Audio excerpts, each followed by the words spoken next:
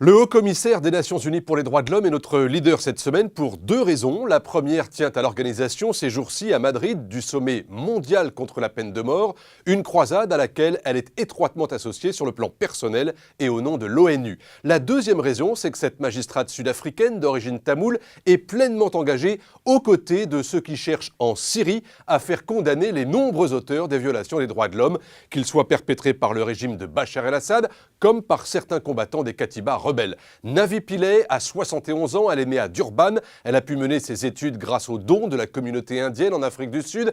Elle a été la première femme à ouvrir un cabinet d'avocats dans la province du Natal. C'est elle qui a obtenu que les détenus politiques, dont Nelson Mandela, puissent avoir droit à un avocat. Elle est devenue la première femme à siéger à la Cour suprême d'Afrique du Sud. Elle a été juge au tribunal international sur le Rwanda et à la Cour pénale internationale.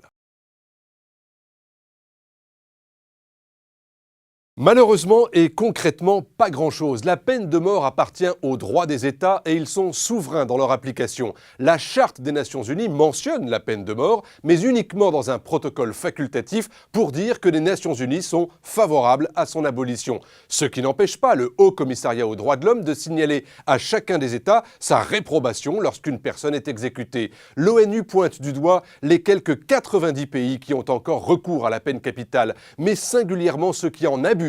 L'Iran, la Chine, l'Arabie Saoudite et Singapour qui détiennent des records d'exécution par habitant et dont les méthodes sont les plus cruelles. Pendaison, décapitation ou lapidation. L'an passé, Navi Pillay est intervenu à plusieurs reprises pour demander à l'Irak, par exemple, de cesser les exécutions collectives. Elle a félicité le Kurdistan irakien pour avoir de son côté imposé un moratoire sur la peine de mort. En Inde, elle est intervenue en vain pour que les auteurs du viol collectif d'une jeune femme puissent être condamnés à une peine moins lourde, malgré l'horreur de leurs actes. Trois organisations liées aux Nations Unies suivent au jour le jour les violations des droits de l'homme en Syrie. Le Conseil des droits de l'homme, le Haut Commissariat de Navi Pillay et la Commission internationale d'enquête présidée par le Brésilien Sergio Pinheiro, mandatée par le Conseil. La Commission n'a pas accès au territoire syrien. Elle travaille donc essentiellement aux frontières avec les réfugiés et par Skype avec des témoins ou des proches des victimes.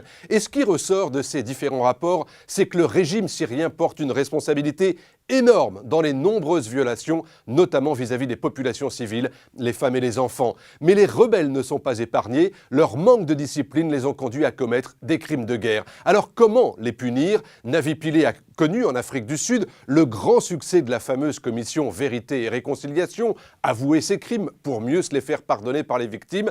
Les grandes capitales évoquent-elles la Cour pénale internationale. D'autres évoquent aussi une amnistie, comme celle qu'a connue le Liban voisin après 20 ans de guerre civile et qui ne s'en est jamais vraiment remis.